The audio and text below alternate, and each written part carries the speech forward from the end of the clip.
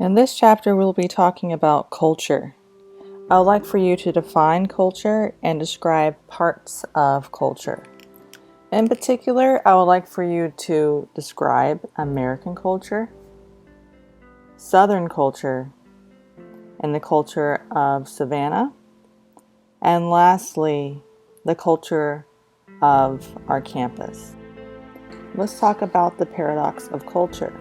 A particular institution that we are embedded in consistently throughout the day is media. Here's a question for you. Do mass media create social norms or merely reflect them?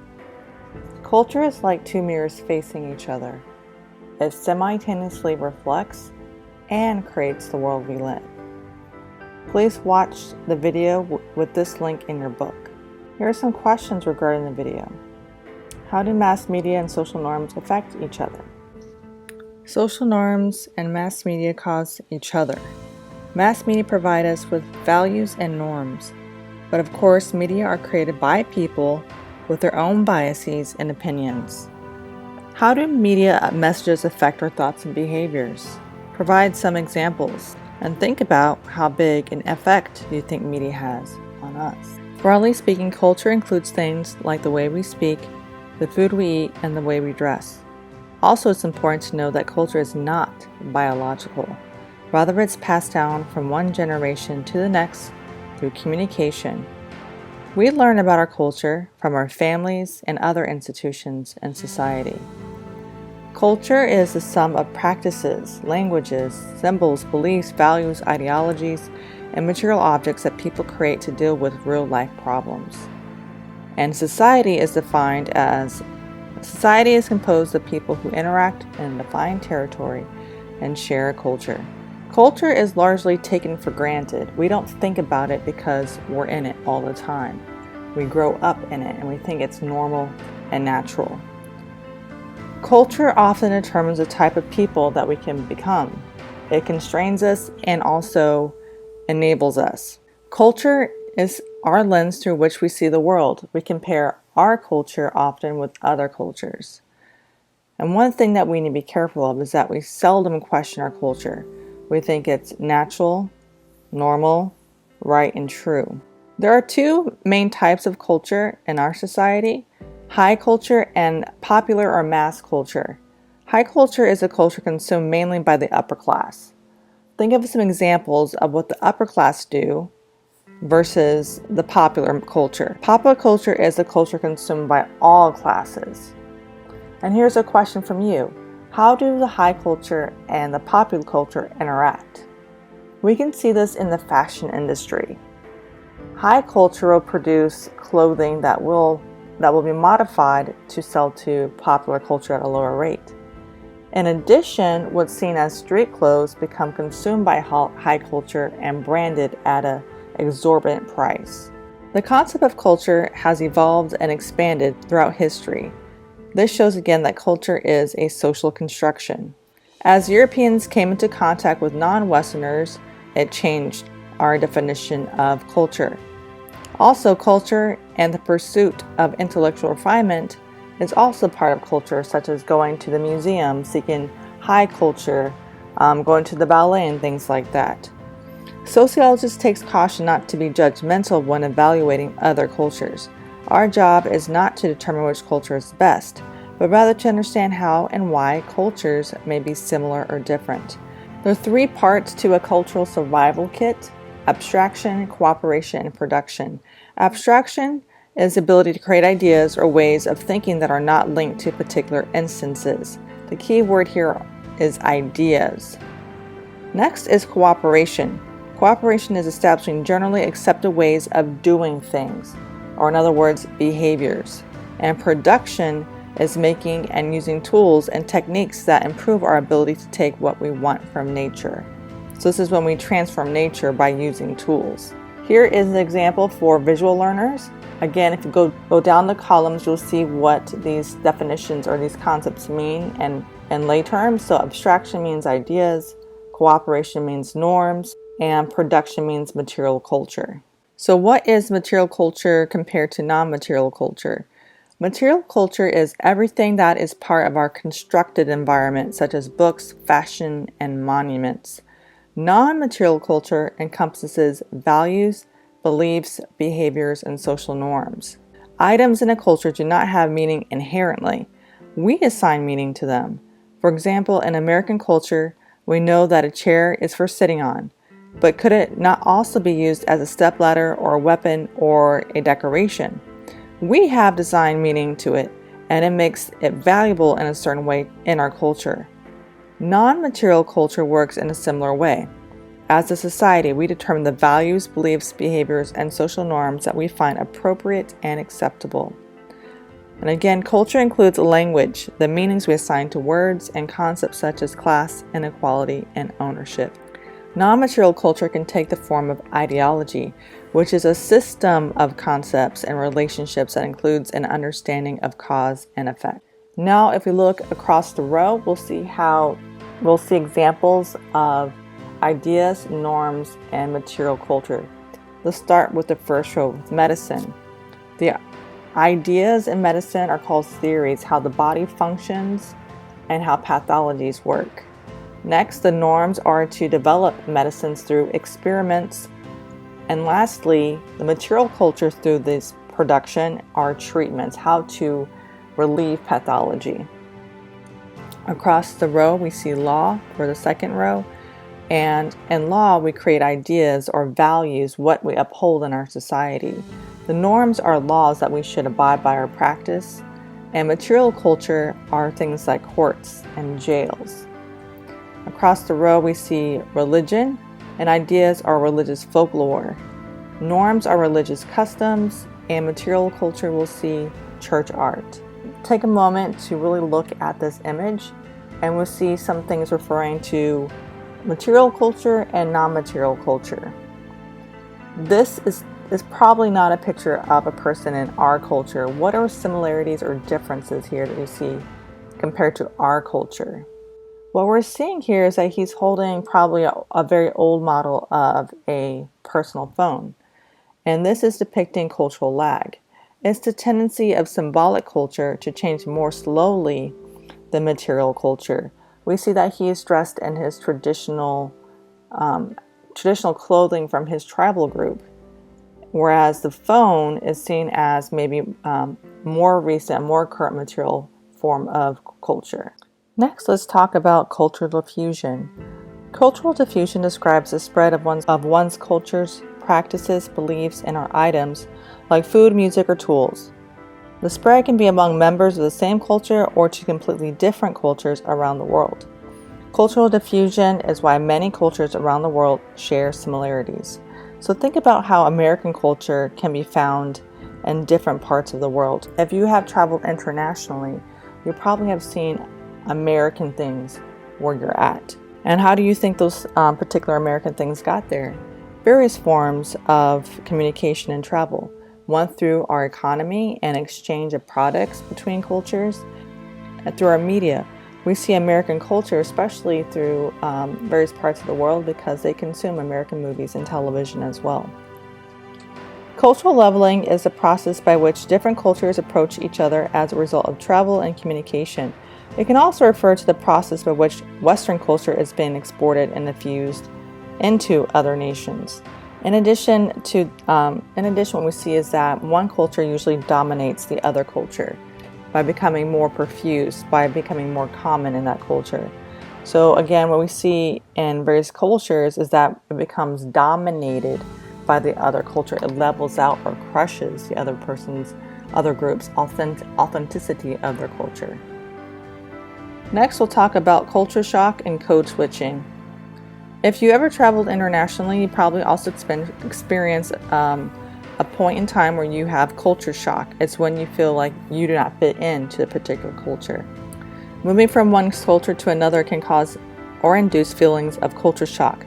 That is, confusion and anxiety caused by not knowing what words, signs, and other symbols mean.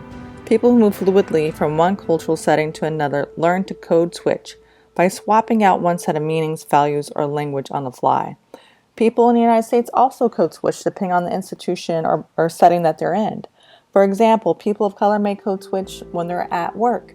They speak one type of language or style at the workplace while switching it when they go back home, or they can be their authentic selves. This image is taken from the television show 15 years ago called Exiled on MTV. And this is an example of very affluent young people having culture shock. And they have culture shock because they also embody a sense of ethnocentrism. They believe their culture is superior to all other cultures and judge other groups as inferior. Cultural relativism is a term coined by Ruth Benedict in the 1930s. Cultural relativism is an idea that we should recognize differences across cultures without passing judgment on them or assigning value to them, just looking at it straight as just data or a description of a culture, instead of looking at it as inferior or different. Cultural scripts are modes of behavior and understanding that are not universal or natural, but may strongly shape beliefs or concepts held by a society. For example, one of the cultural scripts we have are definite gender roles in our society. Acting masculine or feminine may seem natural, but these roles are strongly influenced by culture and society, and the behaviors aren't universal. Roles may be very different for men and women in other cultures or societies. Sometimes members of subcultures are marginalized from society. And subcultures are smaller cultures within a larger culture. But sometimes these individuals interact with other members of society without notice. They simply have characteristics that make them different from members of the larger dominant culture. Some examples are people who listen to punk music, people with navel piercings, and vegetarians. Generally, these individuals still go to work, go to school, go grocery shopping, and act normally with individuals in the dominant culture without incident. However, countercultures are actively resistant against the dominant culture. They stand against the values and norms of the larger society. What are some examples that you know of subcultures in our larger culture? And what are some examples of countercultures, those that resist the dominant culture? Now we'll talk about values and norms. In the 90s, having a waif-like body was very popular in terms of a beauty standard among women. Today, the values of what's beautiful have shifted, where we have more curvaceous bodies. Why is this? What creates the change in beauty standards? It is socialization. Socialization is the process by which a person internalizes the values, beliefs, and norms of society and learn to function as a member of society. Symbolic culture are the things that have meanings attached to things. Symbolic culture are simply a culture developed of meanings, such as language, signs, symbols, and so on. What we see here on the top is a stop sign. We know that it's a stop sign not because it's natural or biological, but we know what octagon that is red with STOP, what it means in our society. We grew up knowing that. So we see symbols everywhere we go, from body language to colors on signs to the languages that we speak. Our bodies produce symbols or languages too, such as gestures. In our society, when we make a circle with our finger and our thumb, I have 3 fingers up, that means okay. But in other parts of the world, that symbol is derogatory. So meanings and gestures have different meanings around the world. And I strictly advise you to look up these gestures before going to those countries so you avoid embarrassment. Language is a system of symbols strung together to communicate thought. Language allows us to share understandings, past experiences, and knowledge and make plans for the future. A language allows culture to develop. And some argue that language distinguishes humans from animals. The Sapir-Whorf thesis tells us how the process of language creates meaning. First, we usually start with an experience, and we think about that experience and what it means, so we conceptualize. And then we develop language to describe what we just experienced. And it goes on and on and on as we develop more words and more language for the things we experience. Language has embedded with it ways of looking at the world. Language, they said, not only expresses our thoughts, but also shapes the way we think. Words not only express what we perceive, but also help us determine what we perceive. When we learn a language, we learn not only words, but also ways of thinking and perceiving. For example, in the Arctic, they have 30 plus words for snow. But where we live, it doesn't snow as often. We don't have a lot of experience with snow. So we don't have a plethora of words to describe snow and that experience in the winter. The Sapir-Whorf hypothesis reverses common sense. It indicates that rather than objects and events forcing themselves into our consciousness, it is our language that determines our consciousness, and hence our perception of objects and events. Reflection theory states that culture is a projection of social structures and relationships into the public sphere. The media serve as a great example for reflection theory. Some reporters might say that they don't make the stories up. They simply tell the stories that already exist. Of course, reporters do sometimes pick and choose which stories to tell, so we can question whether media reflects culture or creates culture, or both. There are two faces of culture: freedom and constraint. First, culture provides us with an opportunity to express or exercise our freedom. In addition, existing culture puts limits on what we can do and think about. In a sense, culture constrains us. What are some ways that you can freely express yourself based in the culture that we have? And what are some constraints that you are resisting so you can have more freedom to express your individuality? In your opinion, does the media impact culture? If so, how? Does the media create culture, simply reflect culture, or both? What are media? First of all, media are plural. They are any formats or vehicles that carry, present, or communicate information. Many critics of the media often argue that not all aspects or perspectives are equally disseminated or valued in the media. Instead, only the dominant culture is reinforced through the media. Granted, the media's power is not an example of domination. It does not force anyone to do or believe anything. Rather, according to critics, the media gets people to go along with the ideas it presents because it seems to portray the status quo or the natural order of things, and this is hegemony. It's not forced, but actually it's negotiated and accepted force. We see here a group of people, young people, standing in very similar positions, dressing alike. Would you say that they are controlling one another? That they have to perform according to a certain set of rules or expectations? This is social control. It's the sum of sanctions in society by means of which conformity to culture guidelines is ensured. So sanctions can be both positive and negative. If someone were to dress differently or act differently, you may see things like a raised eyebrow or gossip might start to occur. A positive sanction means you see someone like yourself, you give them more attention because they make you also feel validated.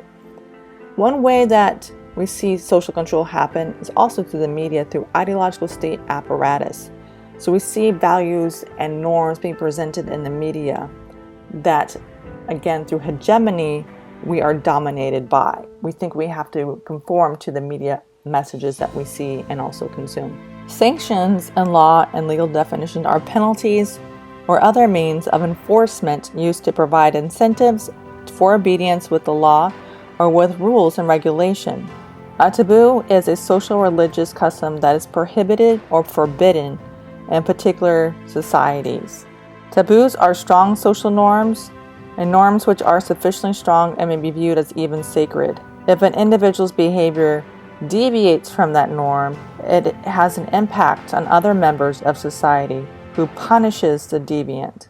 At one time, interracial marriages were seen as taboo, as it really violated racial norms and practices in our society. And people were penalized not only through monetary fines, but also through imprisonment and murder. Mores are essential or characteristic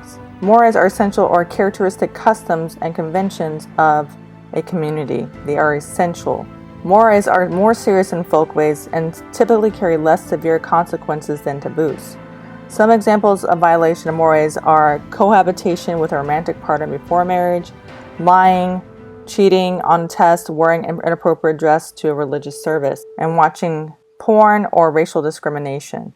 So they're heavier, but not as heavy as taboos. Folkway is traditional behavior, way of life of a particular community or a group of people. The folkways are the customs or conventions of daily life. They are a type of social norm or expectations on how we should act. A violation of a folkway leads to the development of preference rather than stigmatization, so it's not as heavy as a more or a taboo. And when a folkway is violated, it's not as strictly enforced or regulated.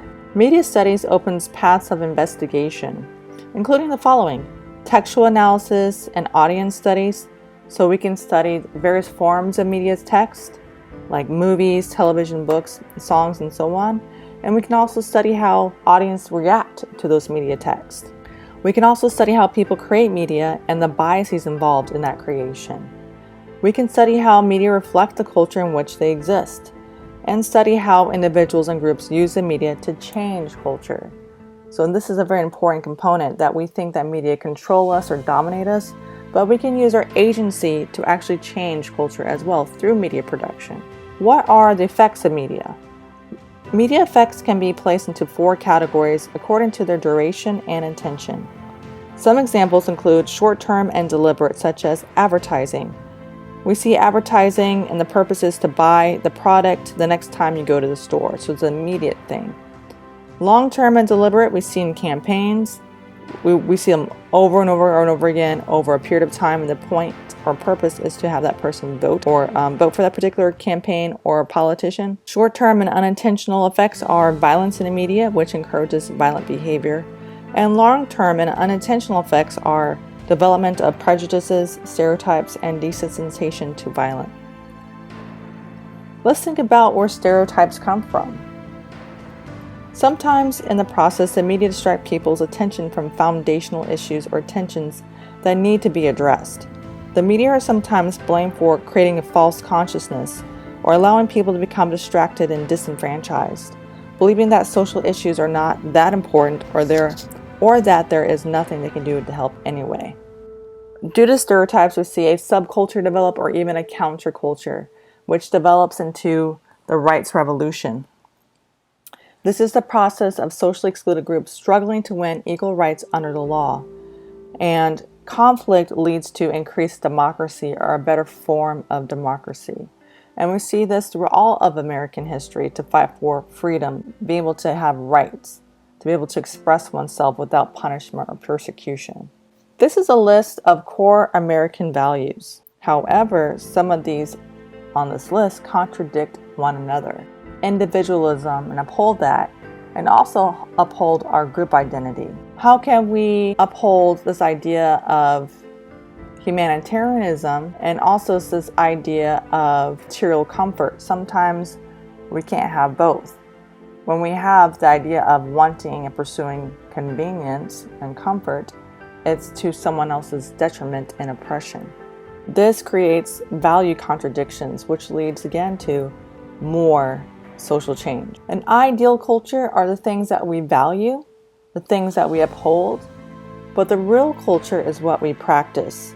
Go back to the list that we've seen before.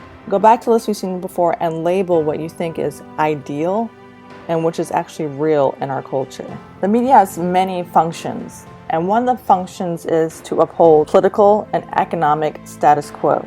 The media is owned by 6 major corporations: GE, News Corp, Disney, Viacom, Time Warner, and CBS. We may have 200 plus stations which we can watch television from, but in all reality, television shows, the movies, the music, the newspaper, and so on is in the hands of just 6 companies. These companies are often called media conglomerates because they control not only television but also websites, magazines, newspapers, radio stations, and more. If so much of our information is coming from so few sources, are we comfortable in the belief that we are getting a fair and accurate information? Those companies affect the information and messages communicated to the public. It definitely affects what we think about and how we think about those issues. The media, especially advertisements, play a large role in the maintenance of consumerism. The belief that happiness and fulfillment can be achieved through the acquisition of material possessions. Many companies no longer try to sell their products. Instead, they simply try to sell a lifestyle. If you buy this product, it will make you happy. If you buy this product, you look like you have high status. If you buy this product, she will love you. Customers believe that if they acquire the product, their lifestyle will improve. Allison Pugh discusses how self-sustaining consumer culture among children plays out differently for low-income and high-income families. So it's important to think about multiple layers of a person's identity and how an issue may be played out differently in their lives. Again, in this research, it talks about kids and how they navigate consumer culture based upon their social class. With the global reach of media today, American culture can be found in the farthest corners of the world. This soft power, the effects of culture, values, and ideas on others' behavior has experienced a drop in popularity recently, in part due to negative reactions to certain American foreign policy measures. But again, our culture is able to spread through the use of media as a tool of globalization and soft power. Take a moment to really tell the story of this picture. First of all, what is the normal product that you would see here instead of Joe Chemo? What does it say in that small box? I'll read it to you. The Surgeon General warns that cigarettes are sold by corporations who don't care if you live or die. This image is an example of culture jamming, and it has similar culture jamming. Culture jamming has similarities to vandalism, but it is different in the way that the jammers are trying to convey a social message by rallying against the advertisers or the products they endorse. How can we make assumptions about people before we even meet them? What assumptions do you make if you know a person's name? What assumptions do people make about your name? What do names really mean?